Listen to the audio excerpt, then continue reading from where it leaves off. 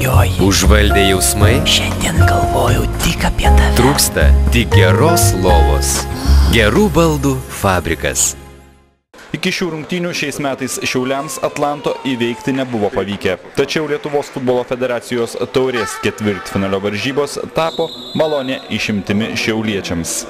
Nors Atlanto futbolininkai šiose rungtynėse turėjo šiek tiek daugiau pavojingų progų, vieną iš kurių matote, tačiau daugiau šiauliečių smūgių pasiekė tikslą. Šis pavojingas Deivido Lunskio smūgis galva buvo pro šalį. Dar po vieno kampinio Šiaulių kapitonas privertė pademonstruoti meistriškumą Atlanto vartininką Arną Lekevičių. O čia bene pavojingiausia situacija prie Šiaulių komandos vartų pirmajame kėlinyje. Net 2 kartus. Pirma Mindaugas Lukoševičius, o po vartininko atmušto smūgio ir Aurimas Garuckas gelbėjo savo vartus išmušdami kamuolį nuo vartų linijos. Prieš pat pirmojo kėlinio pabaigą Viktor Raskov neišnaudojo idealaus Vaido Viktoravičiaus perdavimo. 0-0 po pirmojo kėlinio, tačiau jau 5 minutę po pertraukos Šiauliai išsiveržė į priekį.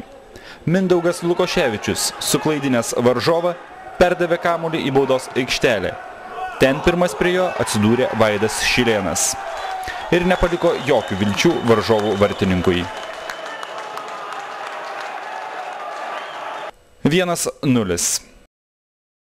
Ir 40 minučių iki antro kėlinio pabaigos. Nors Atlanto futbolininkai po praleisto įvarčio perėmė iniciatyvą, iki 72 minutės jų smūgiai buvo netikslus.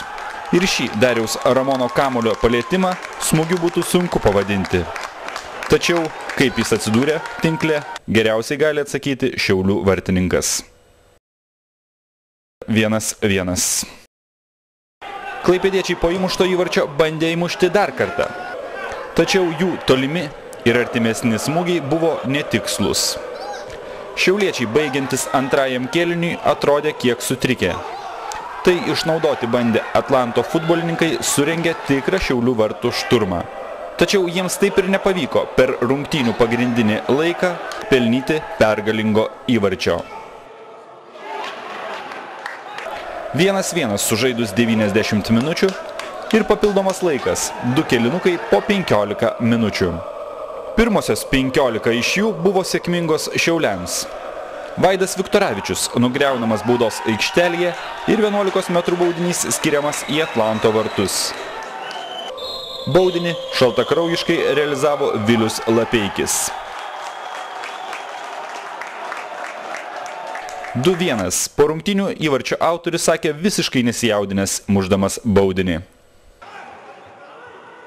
Netrukus Atlanto ataką nutraukęs Deividas Lunskis tiksliai vieną prieš vartus išvedė Viktoravičių, kurio smūgis buvo tikslus.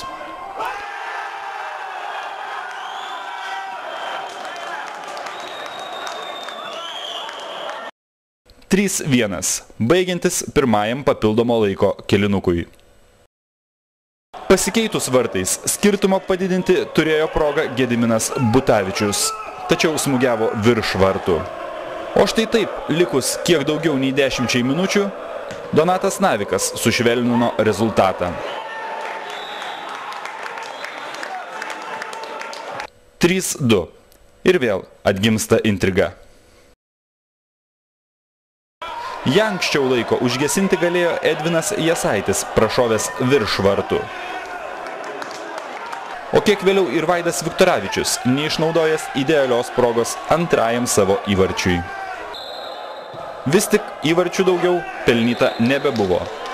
Pergalę atnešusią kelialapį į Lietuvos futbolo federacijos pusfinalį Šiaulių futbolininkai šventė kartu su į Vilnių atvykusiais savo gerbėjais.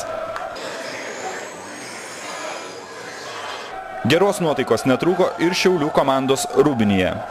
Po rungtynių Šiaulių vyr treneris Rytis Tavaras teigia, kad kitas komandos tikslas – patekti ir į taurės finalą. Bet tai jau bus kitais metais, kitame futbolo sezone.